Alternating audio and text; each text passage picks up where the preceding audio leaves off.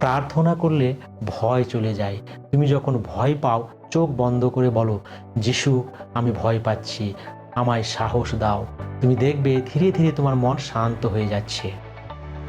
ফিলিপিও 4 অধ্যায় 6 থেকে 7 পদে লেখা আছে, কোনো বিষয়ে ভাবিত হইও না, কিন্তু সর্ববিষয়ে প্রার্থনা ও বিনতি দ্বারা ধন্যবাদ সহকারে তোমাদের যাচা সকল ঈশ্বরকে জ্ঞাত করো, তাহাতে সমস্ত চিন্তার অতীত যে ঈশ্বরের শান্তি তাহা তোমাদের হৃদয় ও মন খ্রিস্ট যিশুতে রক্ষা করিবে। ঈশ্বর তোমাকে রক্ষা করবেন। যেমন মা বাবা তোমাকে আগলে রাখে, তেমনি ঈশ্বর তোমাকে সব বিপদ থেকে রক্ষা করেন।